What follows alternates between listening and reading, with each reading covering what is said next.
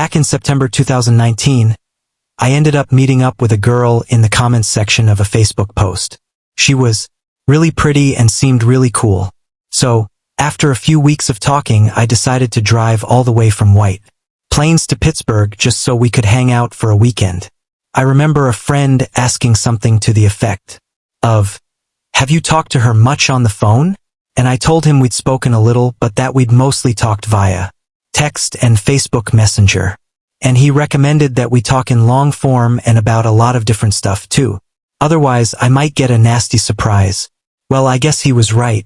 And now I won't bore you with all of the details, but let's just say me and this girl weren't nearly as compatible as I'd hoped.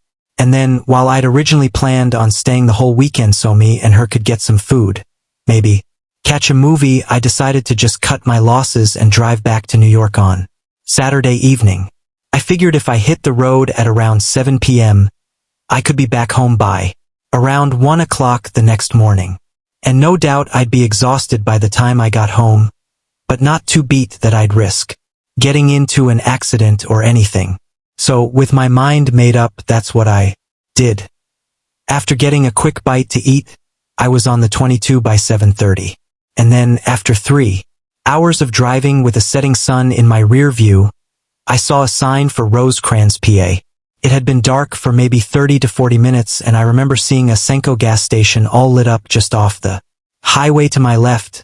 Then just a mile or two up the road, and in timeless fashion, my gas gauge lit up with a low gas warning. Maybe that's just my luck that it never lights up as I'm approaching a gas station, only ever when it's just a speck in my rear view. But I was also driving on one of those divided highways, the kind with a whole-ass miniature park between the two stretches of highway, and this obviously meant that there was no turning around for miles. And then I asked my phone, "Hey, Siri, where's the next gas station?" And then my phone started talking about another gas station that I'd find if I turned on to US 15. I'd have to drive another 20 to 30 minutes or so, but it was there, and I wasn't about to run out of gas and get stranded like an idiot. And I remember checking the highway ahead of me and not seeing any other cars behind me or ahead of me. So I thought I was safe to actually look at my phone screen to make sure that I'd take the right turn. And I swear to God, I looked for no longer than 2 seconds at the most. And then when I brought my eyes back to the road, there she was dead ahead of me. I slammed on my brakes, almost giving myself whiplash in the process, but I kept control of my car. The girl went from being a faintly lit shape on the furthest and dimmest reaches of my headlights to being only 5 feet in front of me. And while my first instincts were to yell, "Are you effing crazy?" at her, I quickly realized why she'd been walking in the middle of the highway. She looked to be in a bad way. Her clothes were all torn up, and there was blood in her hair from what looked like a head wound. And I didn't see it until she climbed into my passenger seat, but she wasn't wearing any shoes either. The moment my car stopped, she limped around to my passenger side and then tried to open up the door. Keep it locked out of habit. So her first attempt did nothing but make a dull-wrenching sound. But that was soon followed by this blood-curdling screech of, "Open the door. I'm begging you, please." I still had zero clue what was going on. So, my first reaction was to spin around in my seat just in case who or whatever had hurt her was close by. I didn't open my car door right away 'cause, obviously, if I was going to carjack someone, using a pretty girl in distress as bait seems like a very effective tactic. But when I didn't see anyone, and when the girl gave me another very convincing cry of "Please help me," guess that seeing the blood up close and hearing the genuine terror in her scream, they kind of overrode my paranoia. Then after taking one final look at her, I unlocked my car and she practically dove into the back seat before slamming the door closed behind her.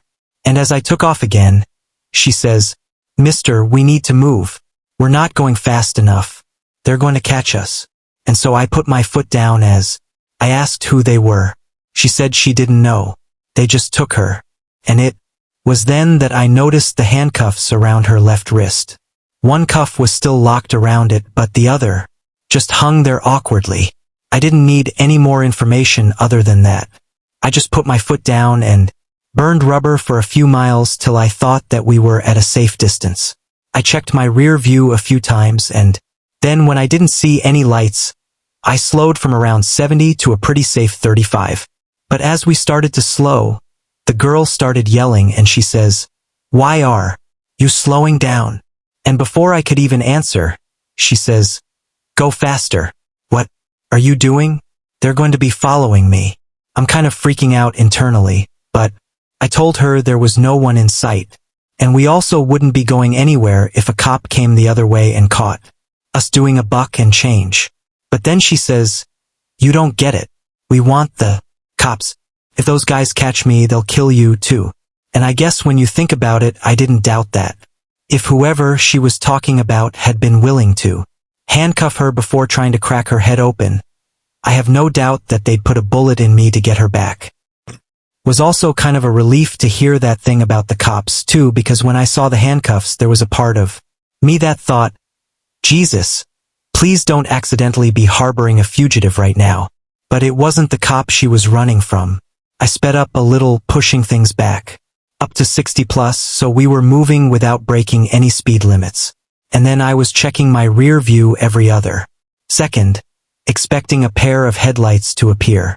And that's when I remembered my goddamn gas tank and how it was almost empty. As you can imagine, the girl was not excited when I told her that we needed to stop for gas at the next town. She didn't want to believe it at first that the driver she thought was going to save her had a fuel gauge in the red, and she started freaking out in the passenger seat, screaming the F word over and over until I managed to talk her down. I put my foot down again, picked up some speed, and then told her to call the cops and tell them to meet us at that gas station that we were about to pull to. The girl grabbed my phone from the dash and called 911. And then over the next minute or so, I listened to what she said and got a little more info on what had happened. She didn't go into too much detail, but after telling the cops where we were going, she explained to the dispatcher that she'd been kidnapped, taken someplace out in the woods, then handcuffed to a metal pipe, which she'd broken to get free. She said, "I don't know a lot." So, I'm assuming in response to questions like, who were they? Or where exactly are you right now? But I also learned that she had been held for a couple of days by that point, and whoever had been holding her captive had done some disgusting and evil stuff to her. It was no coincidence that when she started detailing some of the stuff she'd endured, I noticed my speed gauge creeping up to 75. It was making my skin want to crawl off my bones just listening to the stuff those creeps did to her. And in my head, I guess I imagined them to look something like monsters. Little did I know I'd be meeting them sooner than I thought. So we kept on speeding down the highway until we reached the turn that I'd read about. And then, after maybe 5 more minutes of rolling through small-town Pennsylvania and sticking to the speed limit, we came to that gas station where we were supposed to meet the cops. But they were nowhere to be seen. And when she realized this, the girl started to freak out again. She started yelling at me, saying, "Where are they? They said they'd be here. Where are they?" And I tried to calm her down by explaining they were probably on their way. But this did nothing to keep her calm. For a few minutes, the girl sat in my passenger seat, watching a car pass here and there and getting super freaked out about who it might be. Then when a car pulled into the gas station and stopped at a pump, she says, "Screw this. I'm getting out of here." She then jumped out of my car and ran off onto the street behind the gas station and toward what looked like a thick patch of trees. Now I screamed at her to wait, but she didn't even look back. She just kept on running in her bare feet with that a handcuff still dangling from one of her wrists, and then she was gone. My yelling attracted the attention of the guy who just pulled in to pump gas.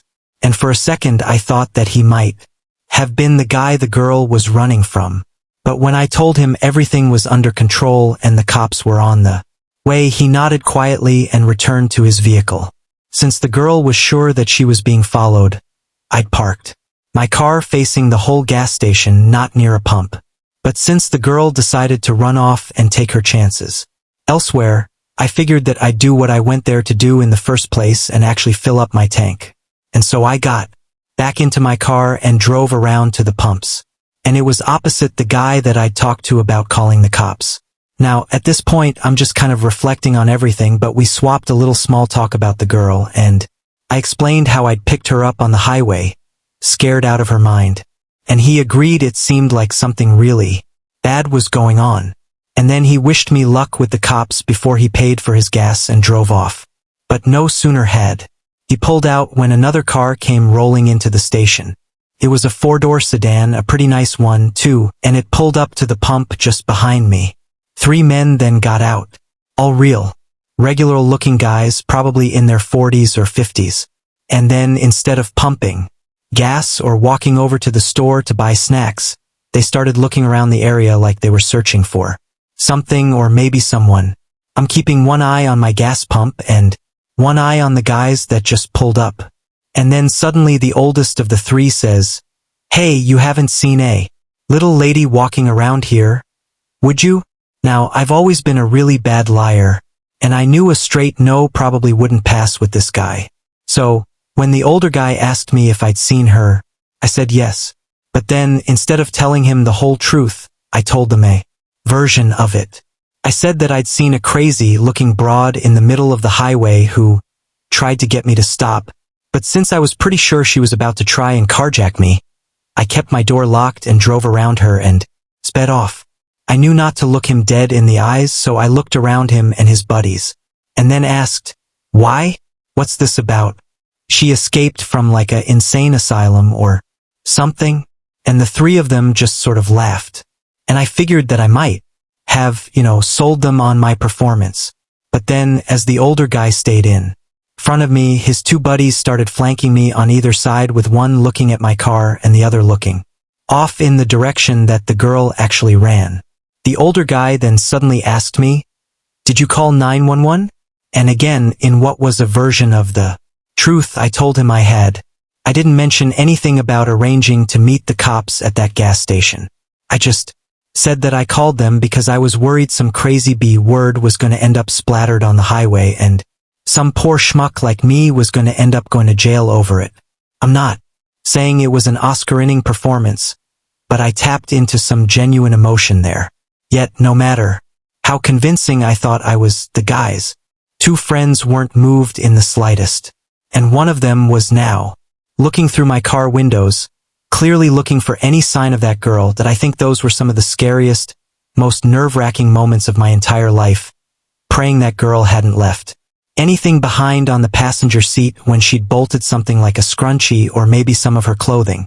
I also got terrified that I left my phone on the dash and that the guy might see a blood smear or something on that from that girl.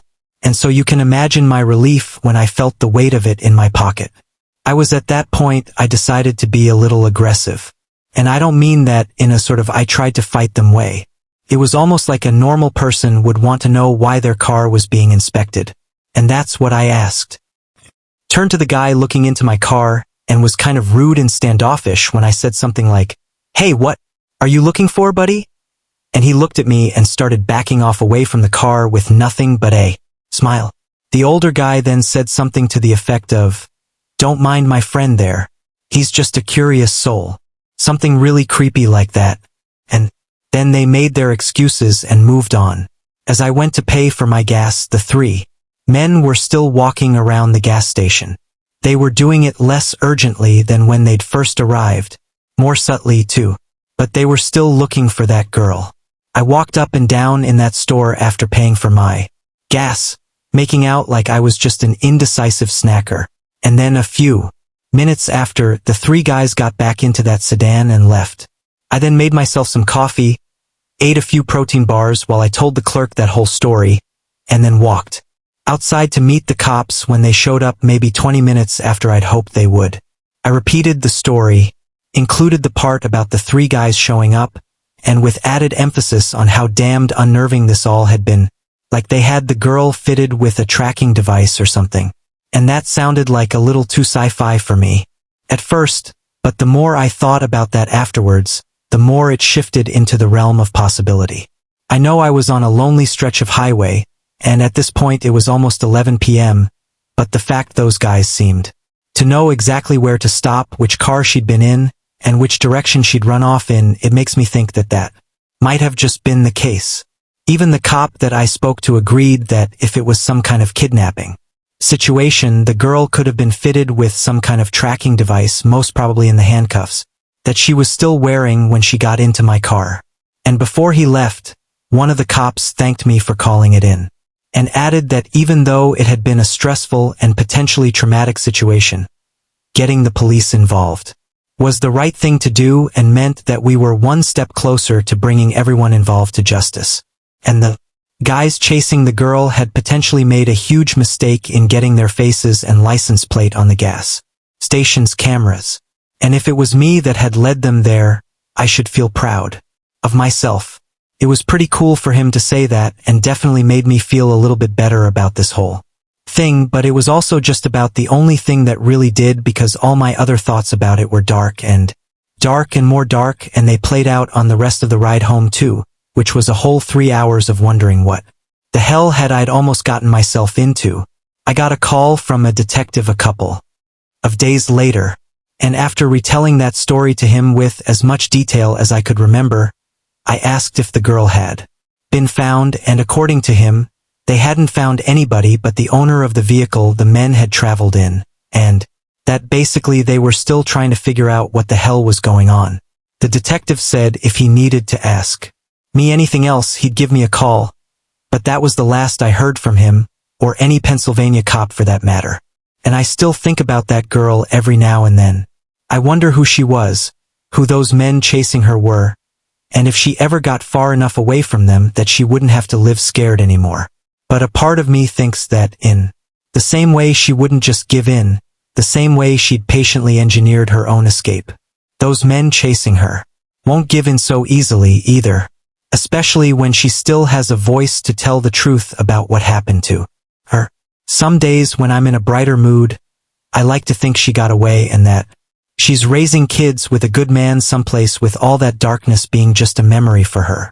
But then other days when I'm not feeling so swell, I get this bad feeling in the pit of my stomach, and I feel like I know they got to her and that they shut her up for good. Music. Story 2. My name's Nick and I'm from England. Back in the mid-90s, when our son was still only 4, we went on a family holiday to Tuscany in Italy. My wife had found this incredible villa in a holiday brochure which was up in the hills above a place called Lucalina. It looked like a little slice of paradise, and it was shockingly cheap compared to some of the less rural villas and apartments. So without delay we booked it for 2 weeks, paid the fees and deposit, then counted the days into our dream holiday. We landed in Pisa in the late afternoon, and while our young son Tom hated the flight, he loved the ice cream that we bought him before the journey out to Lucalina. It was a good 3-hour drive from Pisa, so by the time we were within maybe half an hour of Lucalina in our village, it was completely dark. We were right out in the countryside too, so the stars above us lit up the sky, and little Tom fell asleep after staring out the window at them.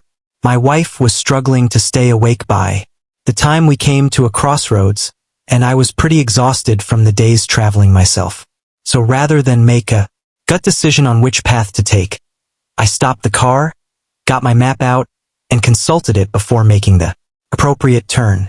I reassured my wife that we were only a few miles away and that we'd be at the villa within 15 to 20 minutes. And then I drove up a steep path that leveled off at the top. Because of the slope, I couldn't see what was at the top, so I made sure to crest the hill nice and slowly to avoid any kind of collision. But then as I did, someone jumped out of the bushes at the side of the road and was lit up by my headlights. I could see that he had a long double-barreled shotgun in his hands and he was aiming it right at me. I slammed on the brakes as my wife started to panic. Then I was struggling to get the car into reverse when all of a sudden I heard no from outside the car. A second man had jumped out of the bushes and was lowering the first man's shotgun while telling him no. They both shot us a look of horror, realizing we were not who they thought we were. Then the second man, who stopped the first from shooting, walked over to the driver's side window and tapped on the glass. When I rolled it down, he gave me and my wife this big, nervous smile as he said, Michimoto si, which I knew from my Italian phrase book meant, "I'm very sorry, sir. I didn't really speak much Italian, and what little I'd learned went right out the window when that guy pointed a shotgun at me. So all I could manage in reply was parley and glaze, or do you speak English?" And the man said no in that melodic, drawn-out Italian way, and then said no English. I then heard my wife ask, "Are you police?" And the man replied, "Si, police," with the same big smile on his face, and then told us, "Avanti 6, which just means come on then, move along." And we both thanked him. And by that point, Tom had woken up in the back seat and was getting very agitated, asking, "Mommy, Daddy, who are these men?" We told him it was the police, but they had been very friendly and were letting us go. I think my wife believed them at the time, so she was very convincing and reassuring Tom that there was nothing to worry about. But me, I didn't believe a word he'd said about being the police. I didn't say anything with Tom in earshot, and I didn't want to scare him. And arriving at the villa really took the edge off too, because it was even nicer in the flesh than it was in the brochure. But then once we gotten Tom all tucked into bed and had a few moments to settle down, I told my wife what I'd been thinking. I told her how I didn't think those men were the police. They weren't in uniform. That shotgun looked like it had come off a farm, not from a police arsenal, and they didn't even attempt to show us any badges or identification or anything like that. And she asked me, although they weren't police, who were they? And I replied, the mafia. My wife just sat down in bed in silence as I made my case. And when I was done, it made sense to her, too. A couple of mafios had been waiting to ambush someone, and they thought that person was us. The only thing that stopped us freaking out completely was that we were at least a couple of miles away from that ambush site, so the chances of running into them again seemed minimal. She suggested we call the police in the hopes they had an English speaker down at the station, but even if they did, I wasn't sure that was a good idea.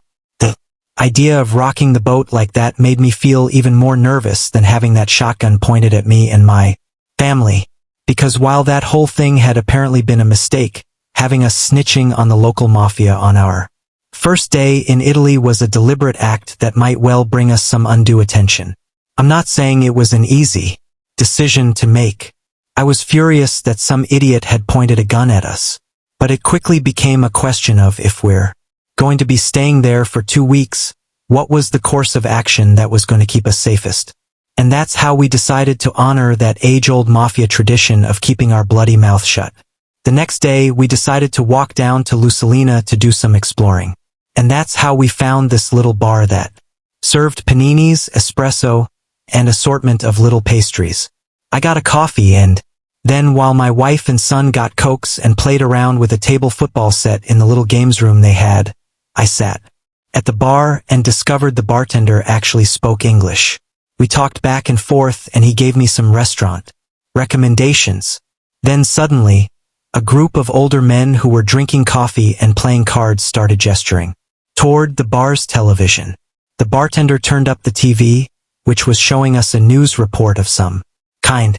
I asked the bartender what it was about, and after listening to the news lady speak for a minute or so, he turned back to me and said, "There's been a murder not far from here. His was a businessman who got killed. Terrible thing." I asked him exactly how far away the murder had been, and after consulting with some of the older men, the bartender confirmed my suspicions. It had taken place in almost the exact spot where those armed men had jumped out of the bushes ready to fire at us. I didn't rush to tell the wife. I didn't want to frighten her any more than she already was. But later that day, once we were back at the villa and getting ready to head out for dinner, I told her about the murder. Again, it wasn't like anything we could do about it. Or rather, it was nothing we were willing to stick our necks out over by getting involved with local crime. The best thing we could do was try to forget about it, head to Lucalina, and enjoy some incredible home-cooked food. It was so good that our young son Tom suddenly didn't mind trying new things when they were all so delicious. And so we ate our fill, and when we were all finished, we asked for the bill. The waiter then comes out with the restaurant's owner. Then the pair of them explain in very broken English that the meal had already been paid for. Then, when I asked who the generous person was, they explained that it was someone we'd had a misunderstanding with. At first, my wife and I didn't make the connection, and we tried explaining there hadn't been any kind of misunderstanding. We loved the food, and we wanted nothing more than to support their business by paying our bill. But the owner insisted. Our money was no good there. Then when we ate there again the second night with every intention of leaving a large tip, they once again explained our food was free. But by then we'd figured out who was paying for our meals. It was the mafia. It didn't happen anywhere else, and we made sure to visit plenty of other places because we felt terrible. I mean,